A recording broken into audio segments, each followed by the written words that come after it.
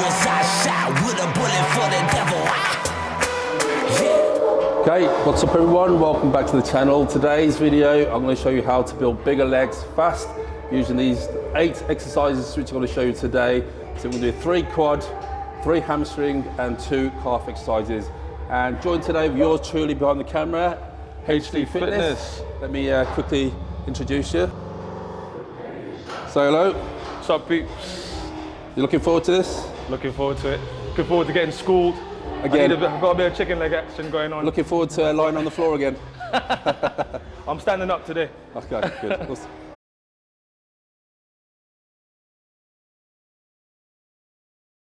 Okay, so one of my first tips for building big legs is sort of prioritize your hamstrings. I see it all the time. A lot of people, they smash 20 sets quads, then they're throwing a few sets on hamstrings at the end when they're totally fatigued and sort of obliterated. So I always prioritize hamstrings, pick at least 2 to 3 exercises. Train your hamstrings first won't impinge on your quad movement, so train them first when you're fully fresh, when you've fully got all the energy into it, smash them, then move on to the quads. So we'll start on a seated hamstring exercise. We're just going to keep the reps about 8 to 12 reps, keep the form nice, make sure you get that 1 second contraction at the bottom. Yep, so we'll do 3 sets, 8 to 12 reps.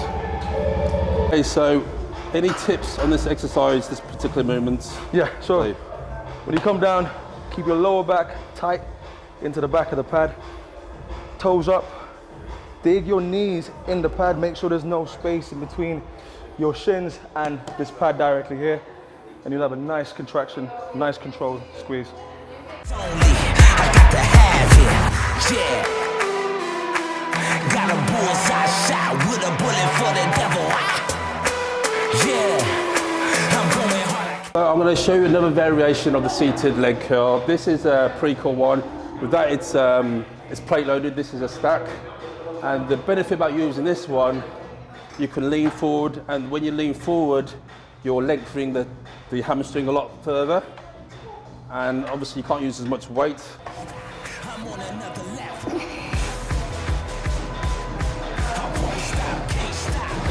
So just by leaning forward, you're able to get that further stretch at the top. And you're not putting as much stress onto your lower back.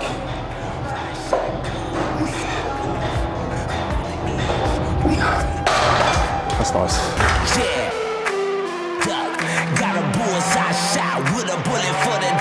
But today I'm going to do stiff leg deadlifts first. And this is a hip hinge exercise. You're not sort of curling the leg back. As we seated curl, this is the hinging is at the hip, so you get a nice stretch.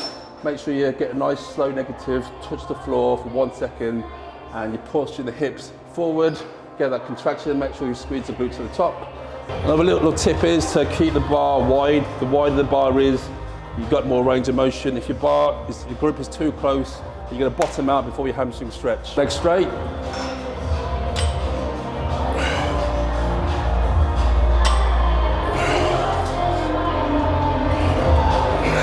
Okay, so depending on your flexibility, you can either bend your legs a little bit slightly if you struggle with tight hamstrings. If you're quite flexible like me, you can touch your toes, your elbows to your feet. Keep your legs a little bit straighter. Keep your chin up to promote a little bit more straightness in your lower back.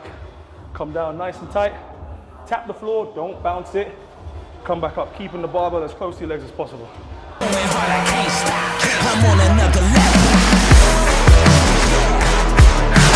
Moving on to our last hamstring exercise, we'll do the kneeling side bend leg curl. We'll do this a bit of a variation today. Normally when you do a leg curl, you've got plantar flexion, so your feet are pointing down. This way we're going to keep the leg to the foot placed back to shift more emphasis onto the hamstring, and it takes the gastroc out of it, the gastrocnemius. So the weight has to be dropped considerably, but you definitely feel more emphasis on the hamstrings. So this is another exercise I see people load far too much weight on. They're getting the weight on, they're twisting the whole body just to get the weight up. So the body needs to be as stable as possible. You don't be doing any kind of twisting. Keep it as stable as possible. Get that 1 second contraction at the top and lower slowly. I won't stop, can't stop. tips for this. So leg extension, try and keep your feet pointed to the ceiling at all times. You'll get a better contraction. So aim for 12 to 15 reps. Low down nice and slow and get that stretch right back. How are you finding just 2 of us training today? Because normally there's 3 people training legs. So obviously when there's a man down, rest time is obviously a lot shorter. Yeah. How are you finding that? Way more intense. Sometimes you don't need the extra rest. Yeah. I mean, what? With legs, 3 people is probably a good number.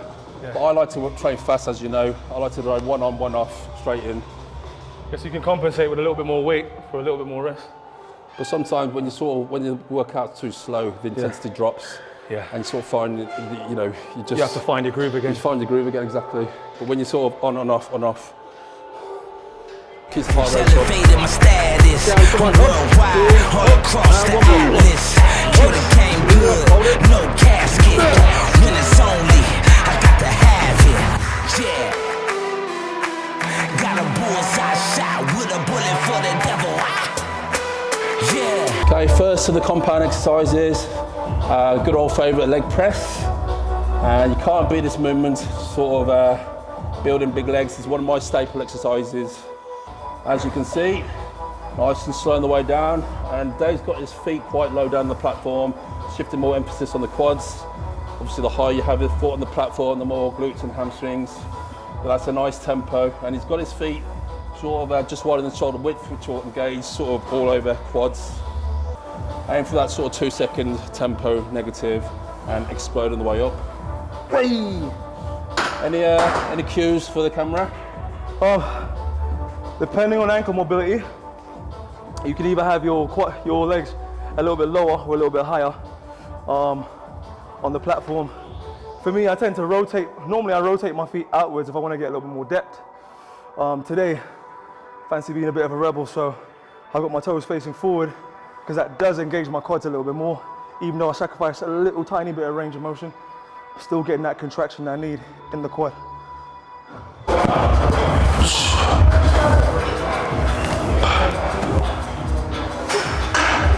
So if you notice, when I come down, I've got quite good mobility, especially my sort of ankles and my hips. So when I come down, I do go past parallel, come right down. I always believe you should at least break parallel when you do a leg press. You see people load up the leg press with like 15, 20 plates and they're doing that, and that's not going to build your big legs. I'm sorry, but it's not. Isn't it? Yeah. I'm on another level. I won't stop, can't stop. I'm coming for the devil. I got a bullseye shot, shooting like a rebel. Yeah, I won't stop, can't stop. I'm on another level. Well, I was gonna get 2 more bonuses. No bonus reps today. So on leg day, personally, I think it's essential to have a good training partner. You need someone that's going to push you and give you the confidence to do what you're doing a set, and you know you're going to fail around 8, 9, 10 reps. It's having that confidence someone to help you guide you through, push you past that 10th rep. When you're training by yourself, you know you're going to stop just before failure. So having a good training partner will push you through the boundaries and keep you going through the session. Can't stop, I'm coming for the devil. I can't stop, I won't stop. I won't stop, can't stop, I'm coming for the devil. Okay, so our last quad exercise of the day is good old squats. And why we're leaving squats for last? Good question. When I do legs, I like to leave squats right to the very end when I've thoroughly warmed up after doing like leg extensions, leg press. If I was to do squats first, I'm going to say 5 plates, I know I'm going to tear something. So I always throw in squats last when I'm thoroughly warmed up. Psychologically, I know it's going to be all out.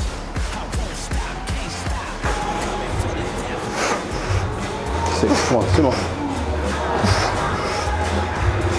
So believe it or not, yeah, when I first started training, I didn't actually compete as a powerlifter. So I have competed and squatted facing an audience. It does take a bit of a while getting used to, but once you get into it, it's not too bad. Fucking hell. Can't hang with it. The game's dirty, I don't play fair. I'ma win in the end, I do not care. I'm a savage, it's automatic. Who want the funk, huh? I got the static. Above average, elevated my status. I'm worldwide, all across the atlas. Kill the game good, no casket. When it's only, I got to have it. Yeah, so when you're squatting without a mirror, just I find it quite strange. Focus on one position, be it a spot on the floor, a bottle, find yourself one thing to focus on and zoom in on that. I won't stop, can't stop, I'm on another level. Yeah. I won't stop, can't stop, I'm coming for the devil.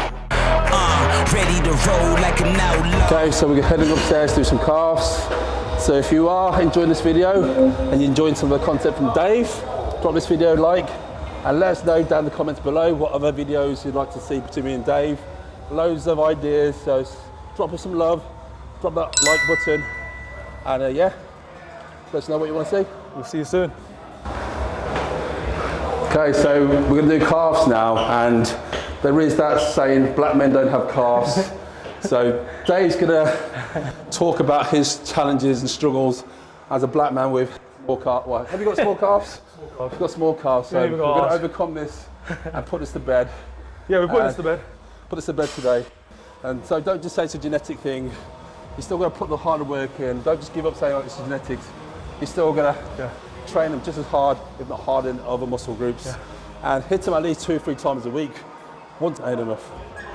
Riding shotgun like a sawed off. I'm on the edge, watch me take off. I'm going wild like a big dog. Big step. Okay, so we're improvising today. So this is the hip belt squat from Atlantis. We're going to change this into a standing calf raise. And the reason why I'd like doing it this way is less stress, less compression on the spine as opposed to a standing calf raise, the one in the corner. And I just think this is a smoother movement. You can really emphasize the stretch at the bottom. Get the heel as low as possible, get that stretch right down, and tiptoe as high as possible. Calves can take a lot of pounding, so just got to go for the pain barrier. Just got to, you know, have a lot of lactic acid build up just where the calf is. Obviously the gravity, lactic acid builds up down there, so you've got to sort of just keep it moving, keep the reps high. I'll go for the pain barrier. Yeah. Unbearable. I have made a separate calf video, so I'm going to put a link in the description in the box below, so you can check that out if you struggle to build your calves. Stripes in the level, got the gold like a legend. On another level, my grind got drive. Pedal to the metal, got a bullseye shot with a bullet for the devil. Yeah. Got a bullseye. So hopefully Dave can wear a pair of shorts this year without being too embarrassed and people taking piss out his calves. With a bullet for the devil, I'm a rebel. Yeah, I'm going hard, I can't stop. I'm on another level. Last exercise of the day is seated calf raises, another favourite of mine. And the benefit about doing a seated calf raise as opposed to a standing calf raise, the seated position, because your knees at flexion, it gets the gastrocnemius. The gastrocnemius is the large, well, in this case, not so large muscle underneath the calf muscle. So to fully stimulate all heads, you've got the gastroc and you've got the soleus. You need to do a bent knee calf raise and a standing leg calf raise. So we're going to do same again, 3 sets of 15, heavy.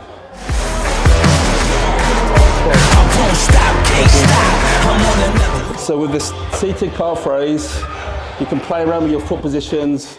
Let's say if your sort of feet are pointing sort of in, you're going to hit the outer calf.